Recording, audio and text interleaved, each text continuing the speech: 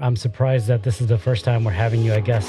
I think we've talked plenty of times, offline for sure, online. We've talked back when we were a Discord community hosting talks every Tuesday in the Bankless DAO server. We go back years. Season Humpty. 0, man. I've seen the journey. I've seen the journey from day one.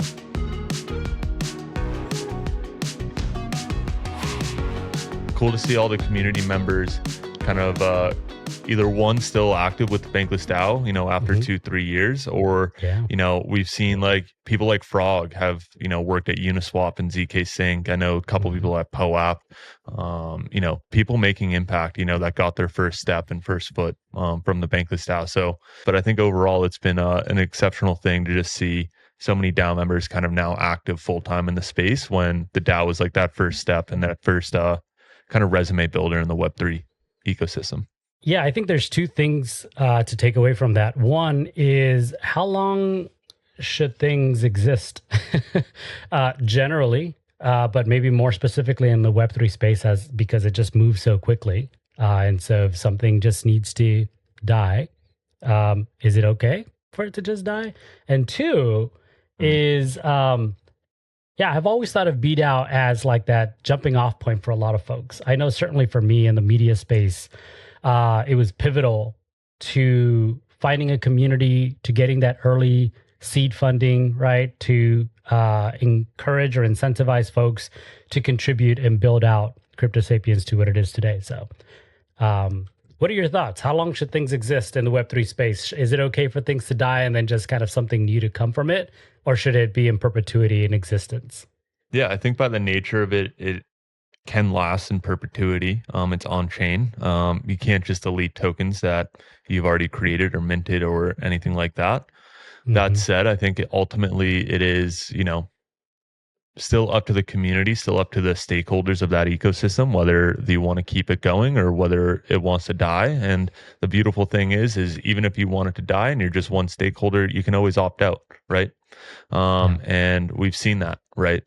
So yeah, I think it's ultimately up to the community. These systems are on chain and meant to act and live in perpetuity, but ultimately it is up to the stakeholders and the individuals and the people that are involved with that ecosystem to make that decision on whether or not they want to keep it going or try and have some sort of resolution to close it out.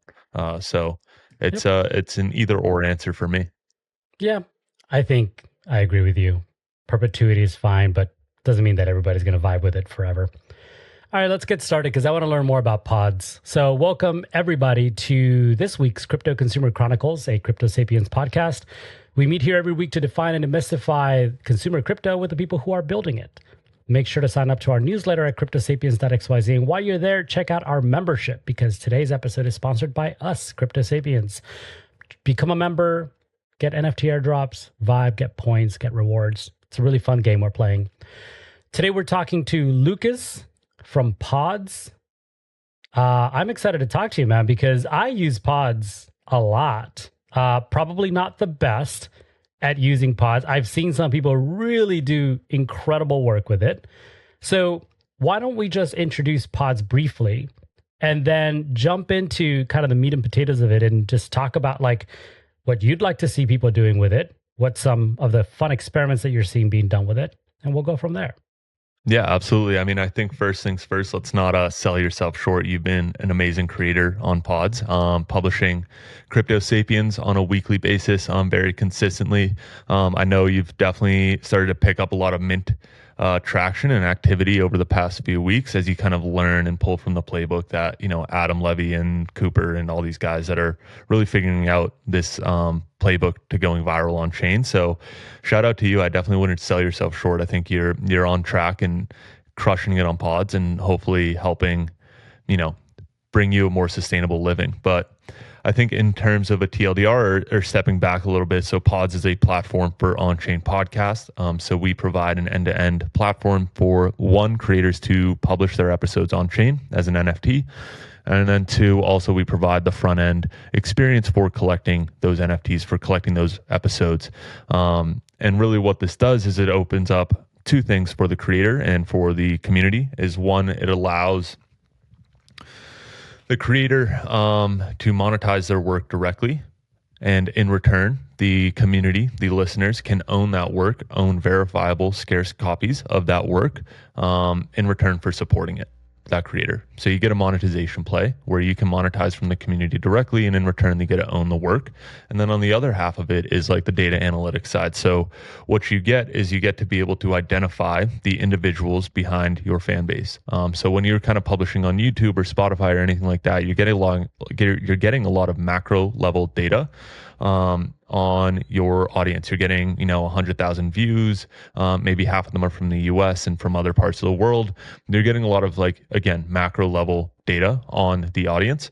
What the NFTs do, what a publishing on chain allows, and this is true for all sorts of content, not just podcasts, but it allows you to identify and reward and engage with the individuals behind your fan base. So you can see, who you get to identify who's listening, not how many people are listening, but who is listening and what their level of conviction and support and level of affinity for you as a creator is. So, through publishing all of your work on chain, you get to build this granular social graph, or let's call it like a leaderboard of your fans. So you can see, who was there the earliest. You can see who's supported you the most by, additions that they've collected.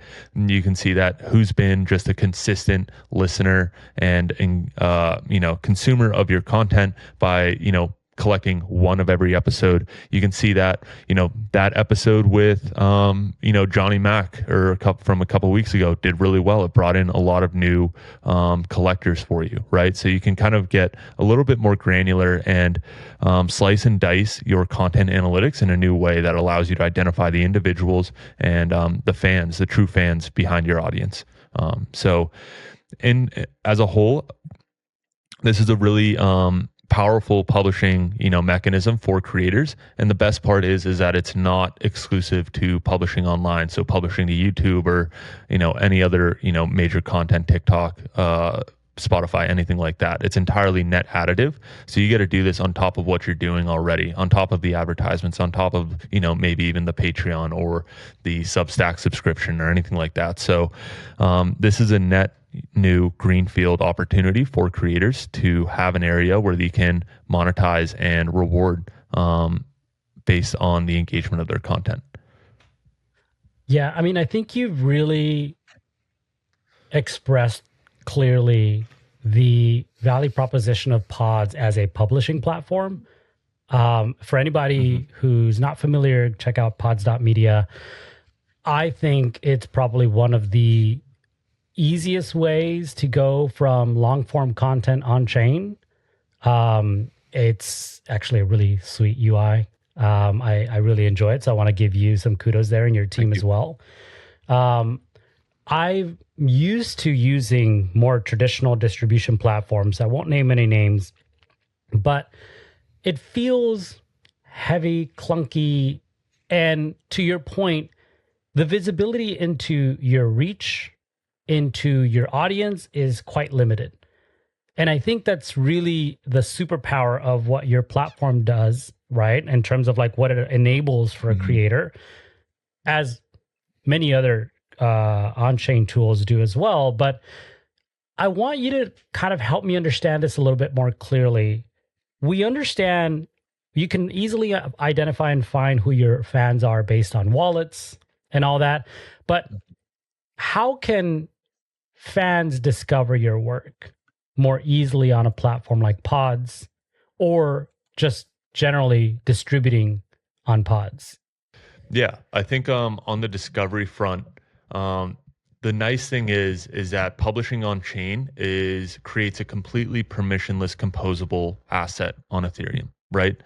So when you publish on chain, it's not only going to show up on the Pods UI, right, on our front end, which is built for podcasting, but it also might, if you get some mint activity, it might show up on mint.fun. And mint.fun gets maybe 500,000, 1 million page views every single month. So, by publishing on chain, you get some initial mints. Maybe that drives a flywheel of people to find it on mint.fun. Maybe that drives Coinbase wallet to, showcase it on their front end. And maybe you're running different quests. So really what happens when you publish on chain is that you're getting this fully public composable piece of media that can be showcased anywhere.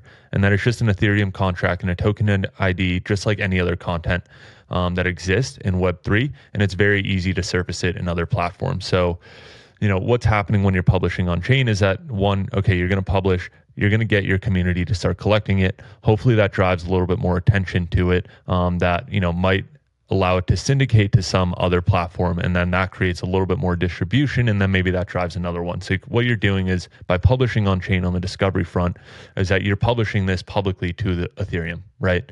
And you're allowing anyone to share and mint and own it. And what happens there is that you have a permissionless ability to add it anywhere else in the ecosystem.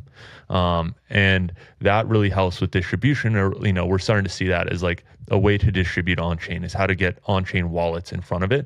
And through it, you're building like a wallet list of people that are, engaging with your content in the same way that you're building an email list of people engaging with your content online, right? So really that's the power of it, is that when you publish on chain, it's not only going to show up on, the Pods UI, maybe even Spotify or something like that, but it's also going to show up anywhere else that, on-chain media can exist. And there's so many more platforms that are coming up. I only named a few, but maybe we're talking about Surreal or Interface, or obviously Warpcast has been big, right?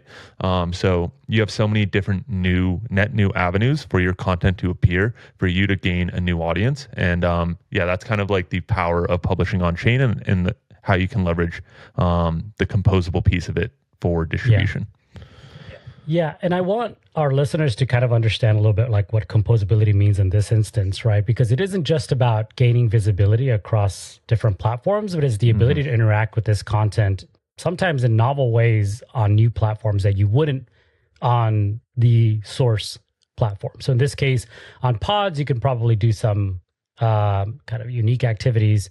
You go to a different platform and you can experience it in a very different way, but it's still the same content and it's still owned by the same person. The provenance, everything just goes back to the original source of that, or the person who's initially shared that or published that. So it's an interesting kind of way of like thinking of extending the value of your content, and then playing new games with that content, which I think that's kind of what you were alluding to earlier when you were talking about Coop, when you talked about Levy with the Mint podcast, is now, in addition to just distributing that content and putting it on chain, what else can you do with that?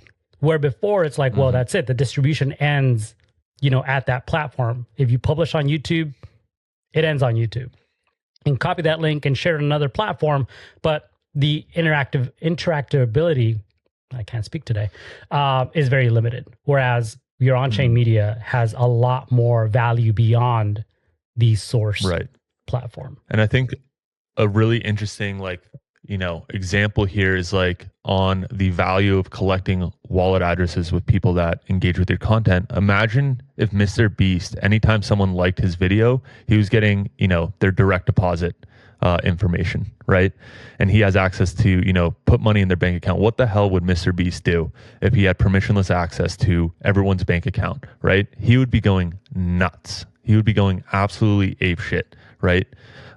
So that's the power, right, of Web3, and what you're doing when you're building an on-chain audience and that address list, is that you kind of have, this financial account of anyone that's engaged with your content. And maybe it's, there's social pieces. It's not just financial, but imagine if Mr. Beast just had everyone's bank account address that he could just maybe deposit random amounts of money into.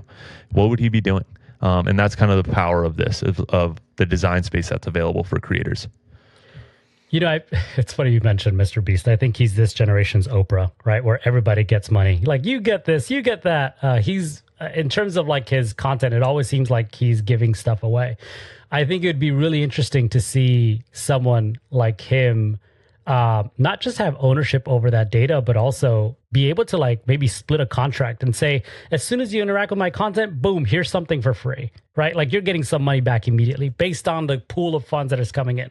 Like, you do some really fun stuff, right? Like, it isn't just limited by the media anymore. There's a certain mechanism that you can build in with incentives and financial models, rewards, loyalty even, which I think a lot of projects now are building on, and then creators are able to like leverage and use that to reward their communities.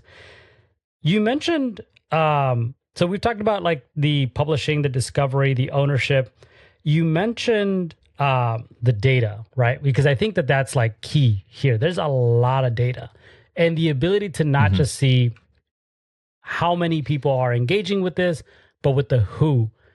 Aside from like what Coop and Levy, or maybe more specifically into what they're doing, what are some of the really interesting things that you're seeing? What are some of the things that you're like, I really wish people were doing more of this in terms of the data that's available to them and the games that you can play with that data as well? Because now, like you said, we know who is interacting with that content.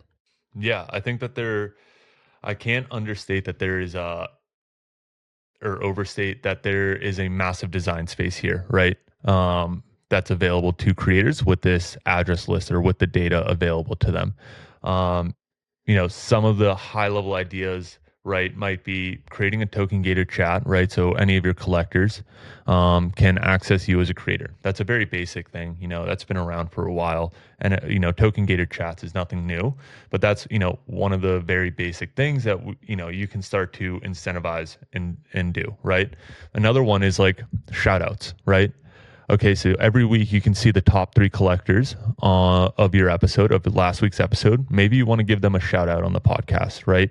And if you think about Twitch's business model, it's almost entirely that of like, can I donate to the creator to get a 10-second slot of fame, with that creator, to get their attention for 10 seconds, 5 seconds, whatever it is. So you can do stuff like shout outs, right? Again, what you're getting is the ability to identify who is listening to your audience, right? Or who's listening to your content. So maybe there's, shout outs, maybe there's token gated chats. These are all really basic stuff. Maybe you want to get, a little bit more Web3. Maybe you want to give them governance rights over who can vote and nominate the next guest. And Rehash does this as a creator, a podcast on Pods. The issue governance rights to any of the collectors of their podcast. So you can kind of have ownership and influence the direction of the podcast and the content that's being created. So that's something net new that didn't exist before. And then, finally, you can really just, you can get crazy. You can go Mr. B style of, you're doing drops, you're doing speculation stuff, you're doing, maybe you're working with a specific, project founder, or right, you're interviewing a project founder of some token that's about to launch, and you want to include anyone that collected that content into an airdrop, right? You can do that. There's no reason why you can't. For the project, what they're getting is like highly engaged content around their project, right? So it could be worth it to allocate some amount of tokens there. And what you're doing is you're kind of creating a little bit of a speculation, a drops, kind of what am I going to get if I collect this episode versus that episode, or, this podcast versus that podcast. Some of these creators might be really good at rewarding and just going Mr. B style of like, there's 100 ETH pool up for grabs, and the top 5 collectors will get a split of it, right? What's going to happen there? What that does on the monetization side for you as a creator, when you have an entire community of people competing for some sort of gamified reward, is really interesting and powerful. So, I think as a whole, you can really bucket this into, we like to think about this as 4 ways of what you can do with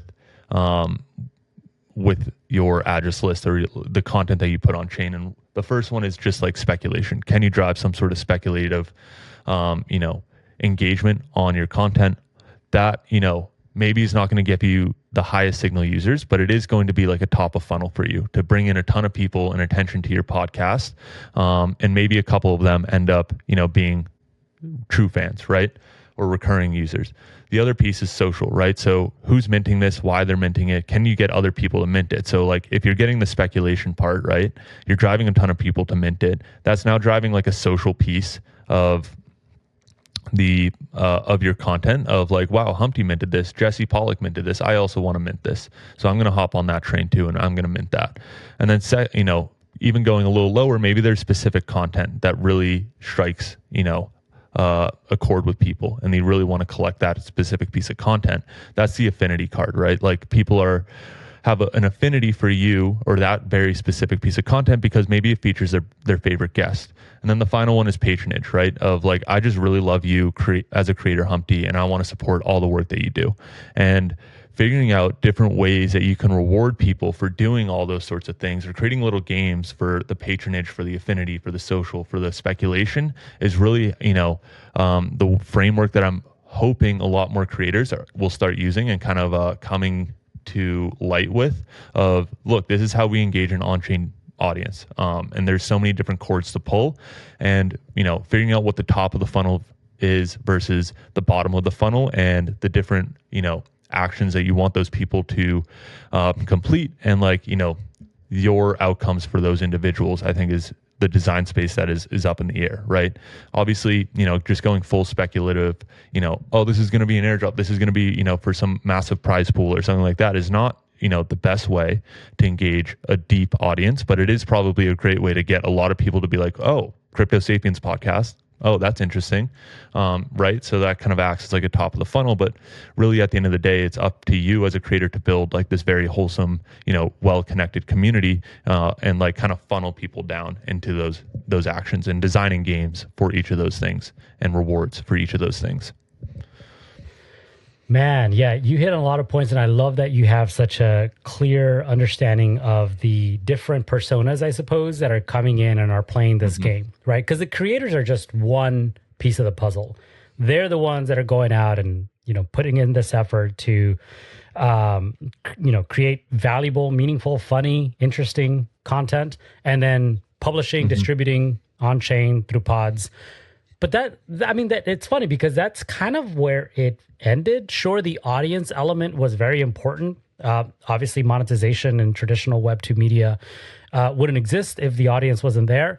But I feel like it's becoming much more nuanced now, right? Like there is, instead of just your audience, like what you've just described so eloquently, there's like the speculator, there's the patron. It's like, hey, look, I really enjoy seeing your work. I want to support you. And then there's the person who's like collecting content based on like very specific information or guests who are coming through. And I think that nuance is very important, right? To distinguish firstly, but also as a creator to understand, because I think with each of these players in this new game that we're playing with on-chain media, there's different games you can set up for each of them. And I think that there's a lot of value that each of these different groups of people can bring to an individual or a brand as well. 100%. And I think people will start to dissect and like design these games based on that audience structure. Pretty soon here, I think people are starting to pick up on it and understand that, you as a content creator are going to go and maybe design a piece of content for some specific string. Like maybe you want to bring on Vitalik because that's going to be a massive thing for Affinity and social, right? People love Vitalik. People love that content, right? And people are going to collect Vitalik because, he's an amazing person and people love him, right? People have that affinity where they're willing to spend $2 to get some sort of limited edition collectible of it. So yeah, I think it'll be interesting to see how creators kind of subsect these audience members and design those games for them. And then also, I think to your point is like recognizing the role that they play in your content creation. Obviously optimizing for the speculators and designing content for the speculators is not the, probably the best strategy for you to build an actually engaging community, but it is probably the best way to get a bunch of fucking eyeballs on it, right? To start. And then let the content speak for itself. Let the content and you as a content creator kind of convert and drive more lower down the funnel things, right? So again, yeah, design space, massive for this. I think people and creators are just starting to understand these different audience members and why they're collecting and what brings them in. And I'm excited to see, what people can do. Again, you have a permissionless list of people and their bank accounts that have engaged with your content. So what are you going to do? And I think that game is really exciting to watch unfold. Yeah. And I mean, I'm going to go back to talking about Levy because I think that he's been one of these folks that has done a fantastic job. Like kudos, flowers over to Levy for understanding the value of collecting this data early. I remember before pods, before all of these like tools that existed for retroactively rewarding individuals, he was collecting data by, I think, rewarding NFTs for a season. And then that enabled him to kind of like have this like huge, kind of like data set. And I would hope that now he's able to leverage that to be able to extend the distribution of his content, right? And you can see it. I mean, the guy's playing a massive game, and I think all of us can learn from that. I wonder now, not to go too deeply into like just one creator specifically, you are talking about this funnel, and you're not the first to come onto this podcast and talk about the marketing funnel. Where do you think Pod sits in the marketing funnel? And where, like, and if you can just maybe before you answer that, talk about how you think that funnel has evolved already beyond traditional marketing funnels before it. Yeah, I think in terms of where we sit in the funnel, I think right now we're taking a pretty, I guess, bland approach, or just like blank approach to this. Like if you go to the Pods platform, it's really probably just really on the Patronage Affinity side, maybe a little bit of the social. We're not really trying to lean too much in the speculation side. If anything, I would rather like rely on the creators to do that and like drive their own speculation if they want to do that. But I would say for us, we're pretty vanilla on that front of like, we just want to provide a mechanism for creators to earn money, right? And have a new way that's not just shoving ads down people's throats and making the content consumption experience like worse. So I think that's where we currently stand right now. Now, where, how this differs from Web 2 is like the speculation bucket is huge, right? That's the main difference. Like the speculation bucket in Web 2, media is like pretty small. Like you have to go on the Mr. Beast side of stuff, that approach on the creator level in order to kind of capitalize on that bucket, that top of funnel.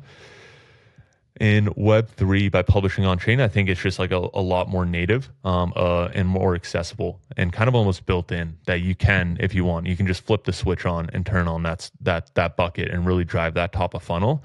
So I think that's the major difference is like, yeah, the social affinity patronage side of stuff, I think on the Web 2 front is still there. You can still do it. There's still ways to support the creator. The main caveat, the main difference there is like in Web 3, you get to own the work, right? You're not just giving a one-way payment to the creator. You get to own the work in return to whatever other rewards you might cook up. So yeah, that would be my quick answer off of that. No, that's a great answer. I think, I guess what I was trying to understand a little bit better, just for personal reasons, is I like to think of like Pods, not just as a distribution platform, but as a discovery platform where I'd love to see more people going there and looking for content. Because you guys have a pretty badass player. Like I love the experience as a consumer to go to your site and just sit there as if I were on Spotify to look for creators or content that resonates with me, and then just click play and then create a playlist and then just play everything from that playlist. I think you've already kind of started doing something to that effect where I think maybe a month or so ago, you announced that you can start playing the collection of a collector. So if I'm collecting different pieces of content because I like it, because I like the creator, because I like the guest, because I'm speculating, now as a listener, you can just say, I think Humpty is a great curator of content. So I'm going to go and check out his playlist and just play from there. Yep. I'd love to see more of that because I think that that's such a valuable piece of the puzzle when it comes to content creation and discovery. Yeah, I think that's been one of the benefits of us just being laser focused on a specific vertical is like we can, be pretty good about just like dialing in what that content consumption experience is versus, if you're responsible for publishing every sort of media, you kind of have to get a little lost in the sauce, right? Whereas podcasts, we can be laser focused of like, okay, this is the experience. You can play it on pods, you can close your phone and then, it's still going to be playing. You're going to have your normal Apple player, that kind of stuff. So there's definitely that experience. And then on the other side of that is also, creating new experiences that didn't exist before. So the nice thing about focusing entirely on podcasts is that all of our contract data, the metadata associated with it is the same. And actually we can format it in the same in the same way of an open publishing protocol that the entire podcasting industry is built on, which is the RSS. So your Ethereum contracts, your pods contracts on Ethereum mimic the same data as an RSS. So we can now actually generate an RSS feed based on your collection as a creator, or even if we want to get more crazy, we can generate an RSS feed based on your collection as a collector, right? So you can now follow, your favorite collector, some major person in the space, follow their feed, on Apple Podcasts, and then you can get updated by Apple Podcasts whenever they collect a new episode. So you kind of get this new experience, new way to curate content for collectors and creators alike. So yeah, we're really excited about that design space. We have a lot more things that we want to ship on that front, on the how do we engage a collector to create net new experiences alongside the creator. And we're excited about that opportunity. I won't give out too much just yet, just because a lot of it's in the early days. But we have some stuff cooking on that front. I think it's interesting when you think about the curation aspect of media. One thing I think that we've really gotten a good grasp on is the creation piece. I think since NFT summer, or whatever you want to call it, a couple of years ago, a lot of people really understood the assignment in terms of like create things that are interesting, create things that are sticky, valuable, things that resonate with a very niche group of folks, and then the distribution happened and a lot of really cool magic happened with that. The collection piece, I think, is only getting better, but the curation piece is still kind of limited. And I think of like organizations like collector DAOs, basically. And I think that there's still a gap to be able to engage them and to provide the people who follow them a valuable touch point. And something potentially where they could reward their community, or a platform can collaborate with them to basically add them as a much more active participant in that network. I wonder if you're thinking about that, because I mean, it sounds like you already are and you don't want to share too much, but if you have any broader thoughts, maybe in terms of collector organizations or DAOs. Yeah, I think the first principle is like, how can collectors earn off helping you as a creator out, right? So like, I mean, the basic one that exists today across like pretty much every platform is like a mint referral, right? So if I can drive a mint referral to that creator, I'll earn a little slice of it. So that is like the first principle approach of like what we can do is like, how can we provide collectors upside by helping and supporting and aligning with the creator and the content that they create. And I will leave it at that, as like to get your brain noodling on that front. All right, fair enough. I feel like this is the same thing that happened with Alex when we had him, the co-founder of Dracula. He was definitely teasing a lot, and then boom, something pretty magical just happened. So I'm excited to see whatever that ends up being. Anything else in terms of like what we're talking about with on-chain media and pods? Maybe some things in terms of like collaborations that you'd love to kind of see in the future. If this exactly, I don't want you to reveal too much of this is the alpha you're trying to keep from us. But like, what do you think in terms of like the collaborative space in on-chain media? I think we're already starting to see some of that, right? I just mentioned Dracula and Zora. I think even with the scene coin space, in terms of like how like tokens like Enjoy and Degen and Hire, like what do you think this collaboration space looks like now? Because these are all new avenues for media. Yeah, especially with a lot of the scene coins. I think one thing that's interesting is that these guys are all looking for novel distribution mechanisms for their token. So how can we get the tokens in their hands of the right people? I think on-chain media as a whole, not just podcasting or anything like that, presents an interesting opportunity, right? Where, I think Hire is doing this where it's like they have Hire athletes and maybe they're putting their content on-chain, distributing Hire to anyone that collects it, but a portion of the mint fees, mint revenue is going back to the Hire treasury or the Hire LP pool, right? So you kind of have these on-chain collaborations where on-chain media provides a distribution mechanism for one media that might be relevant to the project's goal.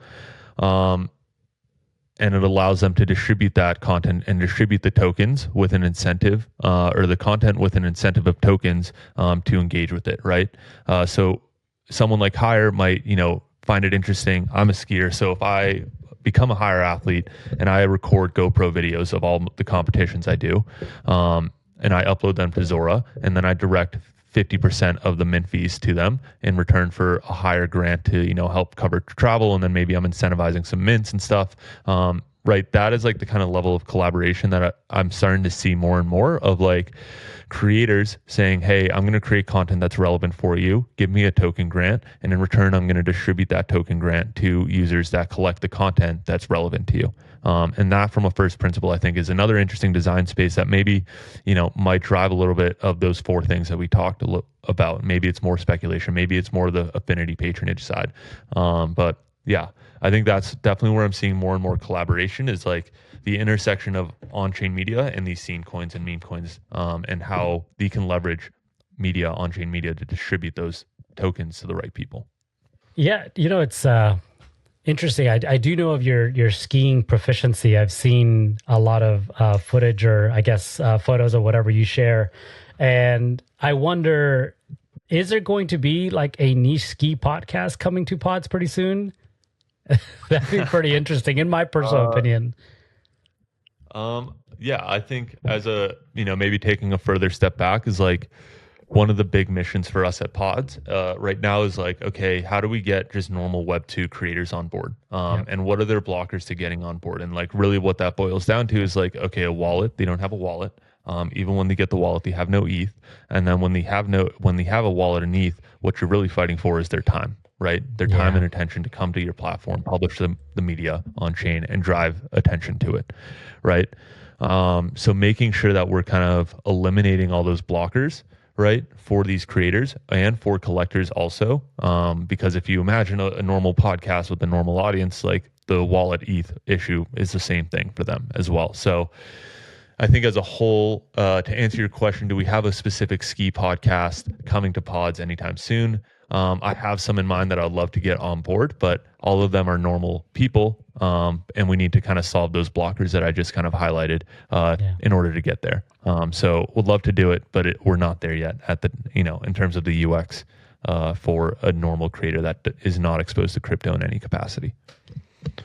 Yeah, that's a good point. I mean, as an example, Crypto Sapiens, because of where we started, we have most of our audience in traditional networks and platforms, right? So we started on Spotify and Apple Podcasts. That's where our distribution was primarily. And so that's where we grew our audience. I've met many of our listeners. Some of them are good friends now.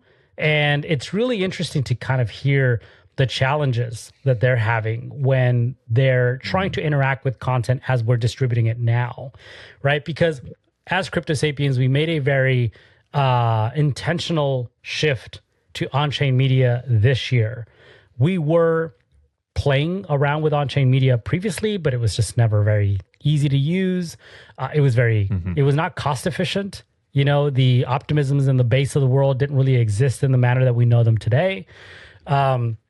So this year, our team said, you know what, we're going to be a lot more intentional about like the distribution strategy on chain and how we're going to engage and reward our fans. But I talked to these folks who are not, more native, as we say. They're more on the crypto curious side. And there's a lot of challenges. So what I've been doing is I've been funding their Farcaster account. So I pay for an annual membership because that tends to be the easiest way for someone to sign up to crypto without looking at crypto at all. I've signed them up on Hypersub. So I subscribe on their behalf and I gift them, a subscription. And then now that generates a wallet and they're getting an airdrop of all of the different NFTs that we're producing. So there's that relationship that I have with a few of them where I'm able to provide more of this white glove service for bringing them on chain. But that is not easy. That is not scalable. Obviously, I'd love to see kind of new ways of maybe applying account abstraction to reducing some of the on-chain or crypto complexities not needed to bring people on. I just signed up yesterday for this new app, and I don't know if you've heard of it or if you're on it, but it's called Mochi, I believe it's called Mochiverse. Let me see. Yeah, Mochi Camp. I've heard a little bit about it. And I thought that was really cool because well, the Coinbase wallet thing was a little tough because I don't have a Coinbase wallet. But what I liked was that they actually funded your first mint on their platform. And I like things like that. It's like experiment with how you're going to enable me to start using your platform simply.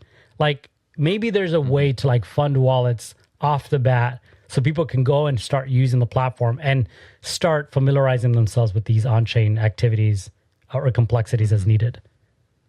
Yeah, I would agree that there's definitely there's room for improvement on like actually improving the onboarding flow and making sure that someone that doesn't have a wallet, doesn't have ETH, can get on chain and like mint their first episode or mint their first piece of content or claim their first airdrop or anything like that. Where did I want to go with this?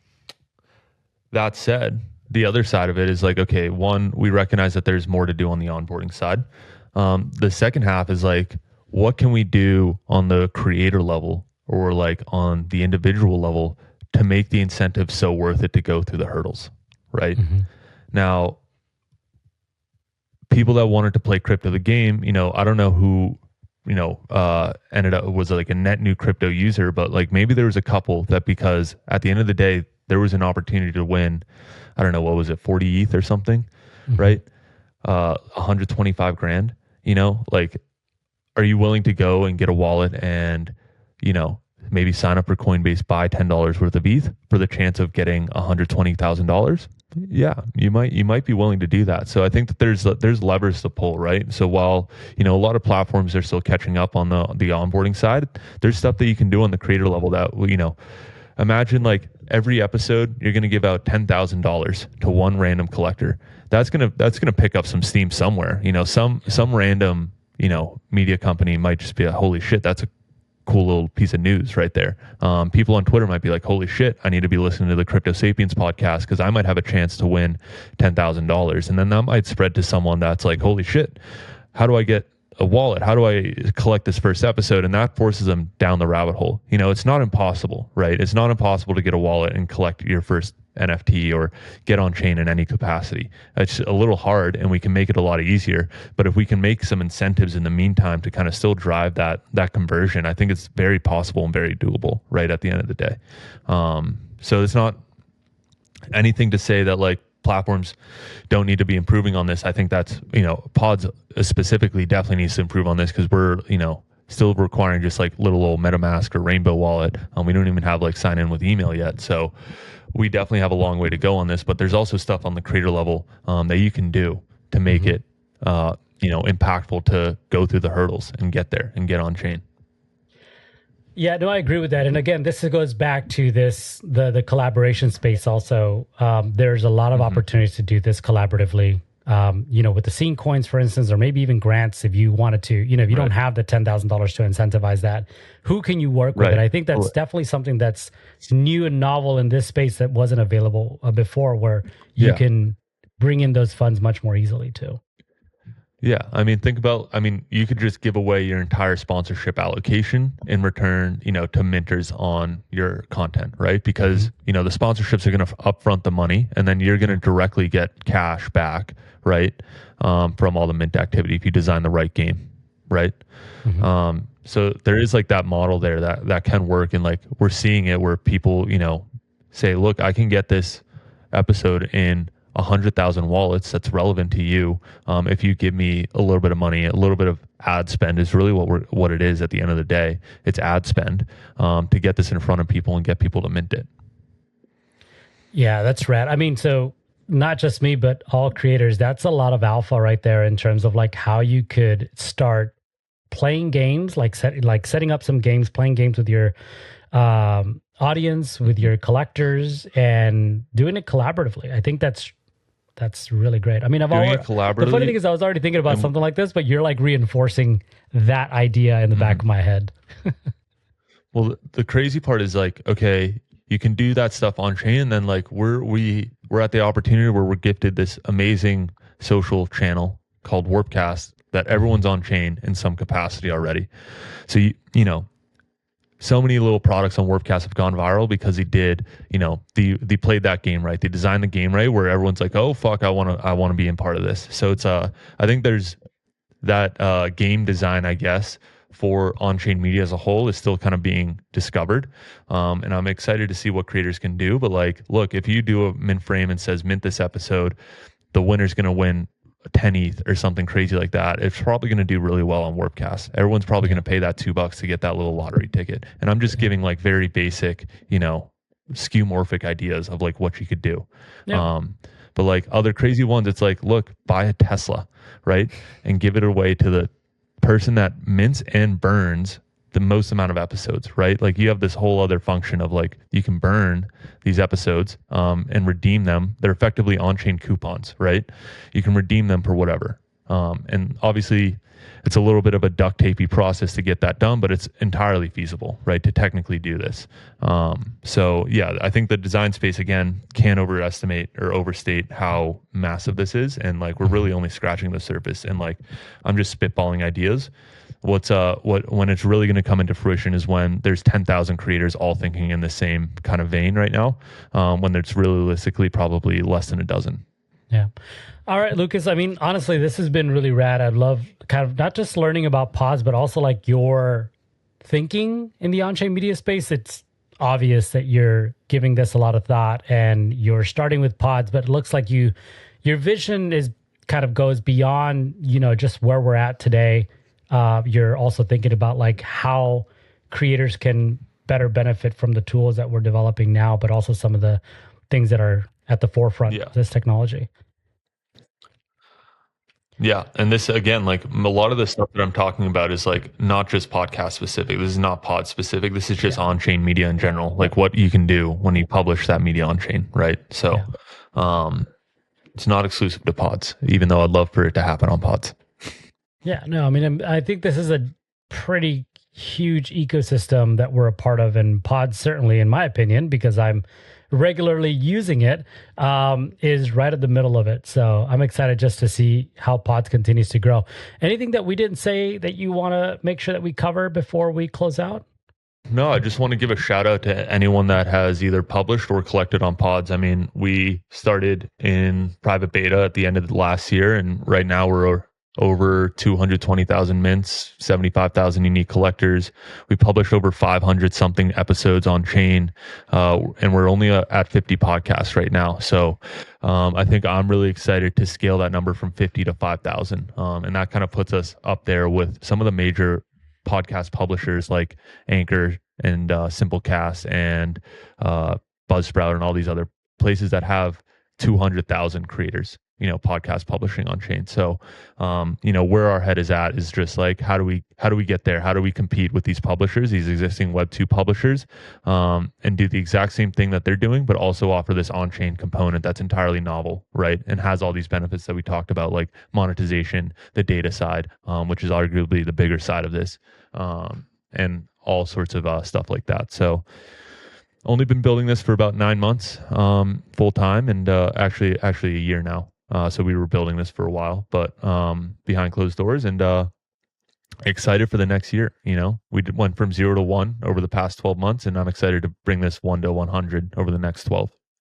Amazing. Well, appreciate your time, and I look forward to continuing to watch your story develop on Farcaster. Where can we find you? Yeah, you can find me at 0xl on Warpcast or Farcaster, 0x_Lucas on Twitter, and then you can find us at Pods on Warpcast, or check out the site at pods.media. Podcasts that are getting published every single day. Maybe find some new content that you like. Heck yeah, I double down on that. All right, thanks so much.